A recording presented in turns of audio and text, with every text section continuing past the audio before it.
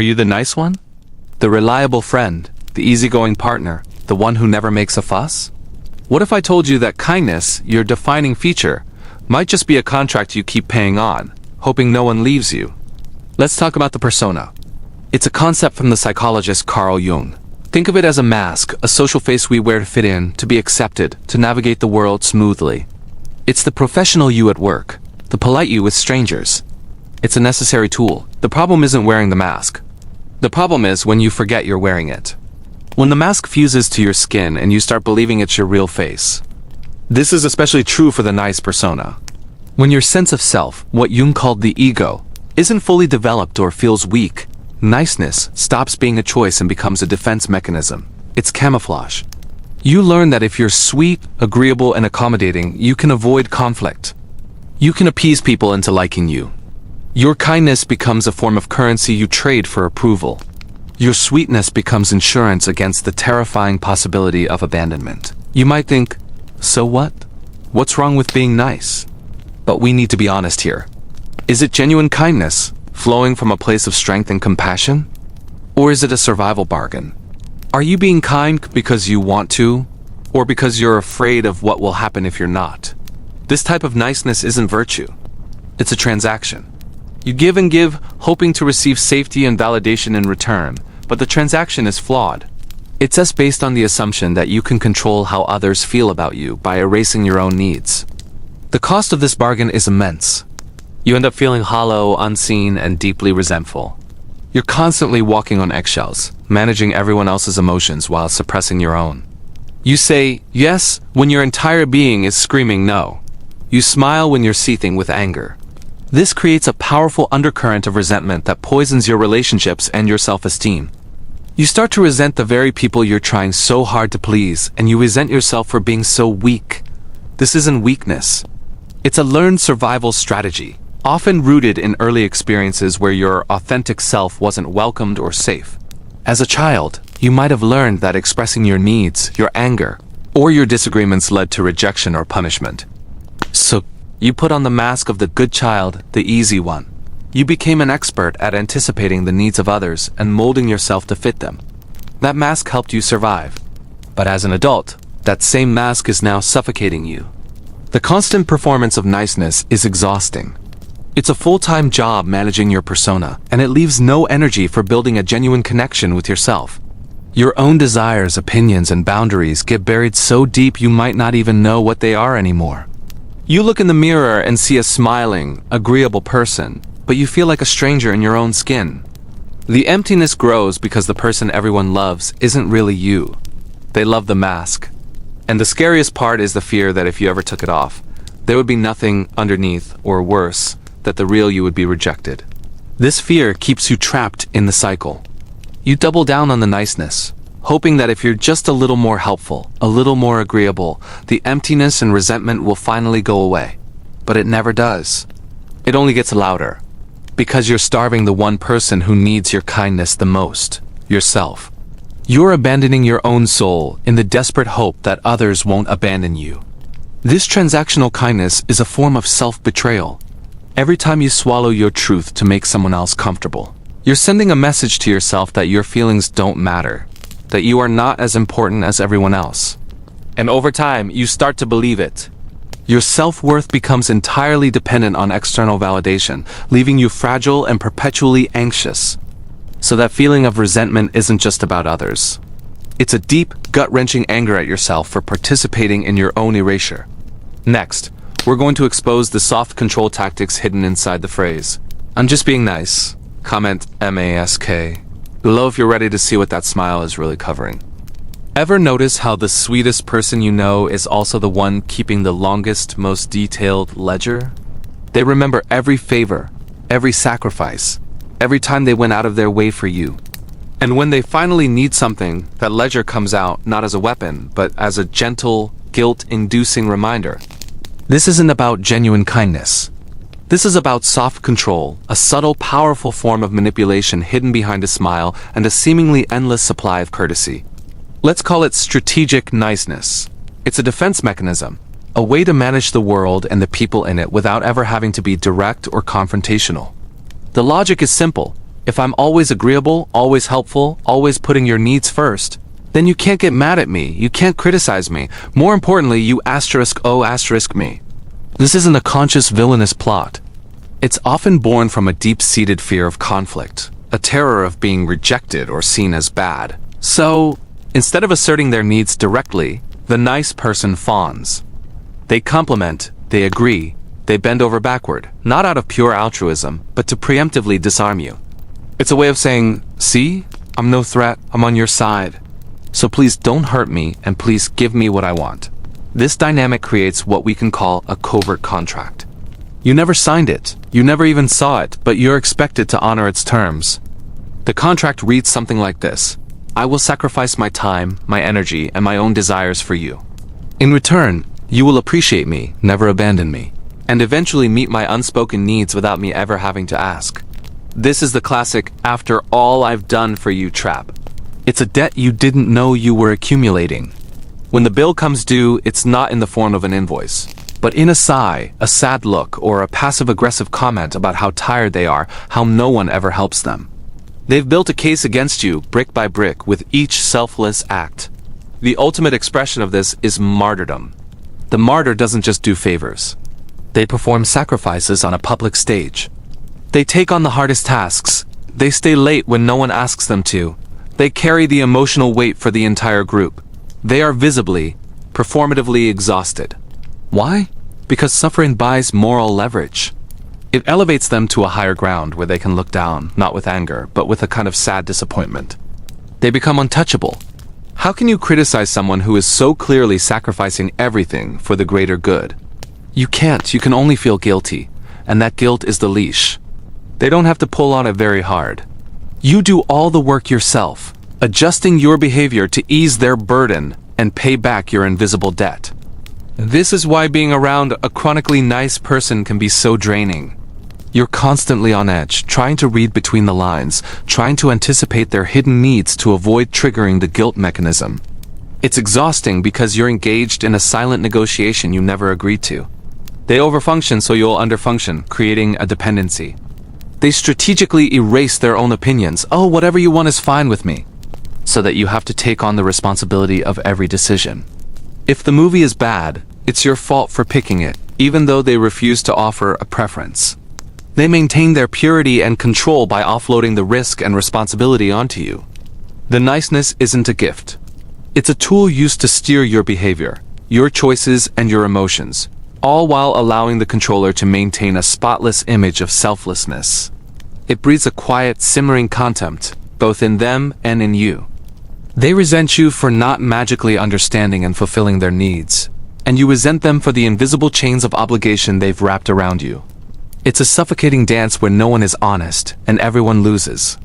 You are being managed, not loved. You are being controlled, not cared for. The sweet taste of sugar is just there to hide the bitter medicine of manipulation they re-forcing you to swallow. It's a gentle tyranny, and the most dangerous part is that the tyrant genuinely believes they're a saint. In part 3, we open the forbidden room. Your shadow, the anger, envy, and appetite you've outsourced to others. Type ledger if you're done managing people with sugar. You think you're too nice for your own good? Let's reframe that. Maybe you're not nice. Maybe you're just not honest. The kind of honesty that lets you say no without your voice shaking, without a 10-page apology explaining why. This isn't about becoming a monster. It's about acknowledging the monster you already have inside you, putting a leash on it, and teaching it to protect your territory instead of eating you alive from the inside out. Welcome to shadow work. Not the fluffy, light and love version you see on Instagram. We're going deeper. We're talking about the courage to be unpleasant. Carl Jung called this the shadow, the part of you that holds everything your polite, socially acceptable persona can't stomach. It's where your aggression lives, your raw desire, your capacity to draw a line in the sand and refuse to budge. You think you're sentimental? Jung would argue that sentimentality often hides a deep-seated cruelty. You think you're powerless? He'd say that denied power doesn't just disappear. It festers and returns as manipulation, passive aggression, and self-sabotage. Think about it. Every time you said yes when you desperately meant no, a piece of your power leaked out. Every time you smiled through a backhanded compliment, you fed the resentment growing in your shadow. You become a people pleaser not because you are inherently good, but because you are terrified of the part of you that isn't. You're afraid of your own anger, your own envy, your own ambition. So you push it down deep into the dark, hoping it will just go away, but it never does. It seeps out. It shows up as chronic anxiety, as inexplicable fatigue, as those moments you snap at someone you love over something trivial. That isn't you losing control. That's your shadow, starved and neglected, finally breaking its chains for a gasp of air. Real kindness, authentic strength, doesn't come from pretending the wolf at your door isn't there. It comes from opening the door, looking it straight in the eye, and saying, "I see you." It begins when you can face your own capacity for destruction without needing a sermon or a moral judgment. It is about having the courage to name your envy instead of calling it constructive criticism. It's about owning your anger instead of masking it as disappointment.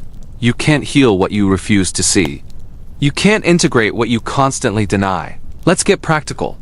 How do you start this? You stop running. The next time you feel that surge of irritation, don't immediately distract yourself or tell yourself you're being negative. Sit with it. Ask it what it wants. Anger. What boundary has been crossed here? The next time you feel a pang of jealousy, don't shame yourself. Ask it. Envy. What desire are you showing me that I've been too afraid to pursue for myself? This is about giving your shadow a job. Your aggression isn't just for hurting people. It's the fuel for setting boundaries, for protecting your energy, for saying, this is not acceptable. Your desire isn't just selfish. It's the engine of your ambition, the compass pointing toward what truly makes you feel alive. When you give these disowned parts a constructive role, they stop leaking out sideways. They stop sabotaging your relationships and your goals. They become your allies. You don't get rid of the wolf. You teach it to guard the house. This work is uncomfortable. It means admitting you're not the selfless saint you've been pretending to be. It means acknowledging that you have the capacity to be selfish, to be angry, to be unpleasant. And here's the secret, everyone does. The people who seem the most solid and self-assured aren't the ones without a shadow. They're the ones who have spent time in the dark, who have shaken hands with their demons and put them to work. They don't need to yell to be heard because their no carries the weight of their entire integrated self. They don't need to manipulate because they are not afraid to ask for what they want directly. Your journey to authentic power isn't about adding something new. It's not about learning a new technique to be more assertive. It's about reclamation. It's about going into the basement of your psyche and reclaiming the parts of yourself you abandoned out of fear. It's about having the courage to be whole, not just good. Next, we forge boundaries and detachment. The architecture that makes manipulation impossible. Comment shadow if you're ready to stop outsourcing your bite. The most loving sentence you will ever learn is no, and meaning it without a speech. We're taught that being nice means being endlessly available, saying yes with a smile, even when our insides are screaming no. We believe that explaining ourselves, justifying our every decision, is a sign of respect. But what if I told you that true kindness, the kind that can't be drained or exploited, is built on a foundation of firm, quiet boundaries? This isn't about becoming cold or uncaring. It's the exact opposite. It's about preserving your warmth for where it truly belongs. The constant need to please, to over-explain, to manage everyone else's feelings, that's not kindness. That's a covert contract. You're secretly trading your energy and peace for their approval, hoping they'll eventually reciprocate. But these unspoken deals almost always end in resentment and burnout. The shift begins when you learn to have a slow yes and a fast no. A slow yes means you pause. You don't jump at every request. You ask yourself, do I have the time, the energy, the genuine desire to do this? You give yourself permission to check in with your own capacity before committing. It honors your own resources. A fast no, on the other hand, is clean and immediate. It's a complete sentence. No apologies, no long-winded stories about why you can't. Think about the power in simple, declarative statements. That doesn't work for me. I won't be available for that. I'm not able to take that on. Notice what's missing. There's no, I'm so sorry, but ... or maybe another time when ... you're not opening a negotiation. You are stating a fact about your own availability and capacity. This might feel terrifying at first. You'll worry about offending people, about them thinking you're selfish or mean. And some might. But the people who respect you will respect your boundaries. The people who only valued your utility will be the ones who push back. Their reaction is data. It tells you everything you need to know about the nature of the relationship. Silence is your greatest ally in this process. When you state a boundary and the other person tries to argue, debate, or guilt you, your best response is often no response at all. You don't have to defend your no. Your no is the final word. By refusing to engage in the drama, you're not being rude. You're simply refusing to participate in a power struggle you never agreed to. You are calmly withdrawing your energy from a situation that doesn't respect your limits. This quiet withdrawal is incredibly powerful. It teaches people that your boundaries are non-negotiable. This is where distance comes in. Distance doesn't always mean cutting someone out of your life entirely. It can be emotional distance. It's choosing not to get entangled in their chaos. It's loving them from afar, wishing them well, but protecting your own peace. You can love someone deeply and still recognize that having them in your close orbit is detrimental to your well-being. Love remains, but the need to control or be controlled dies. You are detaching with love, not with malice. This journey is about reclaiming your power. Not power over others, but the power of calm selection. The power to choose where your energy goes.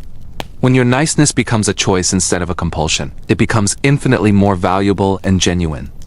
People will start to experience the real you, not the exhausted, resentful people pleaser, but a person who gives freely and joyfully from a full cup. Your yeses will feel more authentic because they are no longer shadowed by 1,000 unspoken no's. This isn't about building walls to keep everyone out. It's about installing a gate and realizing you are the one who holds the key. You decide who comes in. You decide how long they stay. You are creating a safe, sacred space within yourself. A space where your warmth isn't a resource to be plundered, but a gift to be shared intentionally. When respect is present, the gate swings open. When respect is missing, the gate quietly closes. No fanfare, no drama. Just a calm, centered choice. Final chapter, from mask to marrow individuation and the kind of kindness that cannot be exploited. Type boundary if you're done buying approval. Start with a thoughtful, engaging tone. Are you a people pleaser? Do you ever find yourself apologizing when you haven't done anything wrong, or saying yes when every fiber of your being is screaming no? We've all been taught that being nice is the ultimate virtue. But what if I told you that this constant need to be liked, this fake kindness, is actually holding you back from being a genuinely good person? Think about it. When your self-worth is tied to other people's approval, your kindness becomes a transaction. You're not giving freely. You're trading your compliance for a hit of validation. You become a chameleon, changing your colors to fit in, terrified of making anyone uncomfortable. The problem is, this leaves you weak, resentful, and easily manipulated. You end up serving egos, not life. Your kindness doesn't protect anything. It just protects your image as the nice one. There's a powerful concept from the psychologist Carl Jung called individuation. It's the process of becoming a whole, complete individual. And a huge part of this process is what he called integrating the shadow. The shadow is everything about ourselves that we've repressed because we think it's unacceptable. Our anger, our ambition, our assertiveness, our no. We push it down because we're afraid the herd, the collective, will reject us if they see it. But by denying this part of ourselves, we give away our power. Individuation is Jung's antidote to this fake virtue. It's about consciously turning inward, looking at that shadow, and integrating it. It's about realizing that your anger isn't inherently bad. It's a signal that a boundary has been crossed. Your no isn't mean. It's a tool for self-preservation. When you embrace these parts of yourself, you stop begging the herd for your identity. You start forging your own. You choose your own values, not the ones that get you the most likes or pats on the back. This is where you start to develop what I call a spine. Your spine is your core, your unwavering center. It's built from your integrated self and your chosen values. When you have this spine, your need to be liked evaporates. And that's when a magical shift happens. You can finally be truly good. Your kindness is no longer conditional. It's not a desperate plea for approval. It becomes a conscious choice. You become steady. Your presence is warm and inviting, but it's also untouchable because it's no longer for sale. You're not performing kindness. You are kind, but this kindness has teeth. Real kindness isn't passive. It's active. It protects life. It draws firm boundaries with people who are harmful. It says no to things that drain your energy and violate your values. It speaks truth, even when it's uncomfortable. This kind of kindness doesn't just make you feel better. It makes the world better. It protects your energy so you can give it where it truly matters. It models healthy behavior for others. Imagine being that person. The person who can be disliked and still sleep soundly at night because you know you acted in alignment with your own solid core. The person whose yes is a gift, not a default setting, and whose no is a clean, respectful boundary, not a declaration of war. When you embody this, you stop being a reflection of what others want you to be and become a source of your own light. You become unhookable. People who thrive on manipulation and drama will find they have no leverage over you and they will naturally fall away. Conversely, people who respect strength, integrity, and genuine warmth will be drawn to you. Your entire world will literally reorganize around your spine. So I want you to ask yourself, where in your life are you trading your spine for approval? Where are you being nice instead of being good? The journey of individuation isn't easy. It requires courage to face your own shadow and risk the disapproval of the crowd. But the reward is a life of authenticity, integrity, and a quiet, unshakable strength. That's the difference between being a leaf tossed in the wind of public opinion and being a deeply rooted tree, offering shade and shelter on your own terms. Become the person who can be disliked and still be good and watch your world reorganize around your spine. If this hit home, comment spine. With one fake kind habit you'll retire this week. Maybe it's over apologizing or automatically saying yes to every request. Share this with someone who you know gives too much of themselves away. And make sure to stay tuned for our next episode, where we dive into how to cultivate stoic calm and achieve a state of psychological dominance in any situation.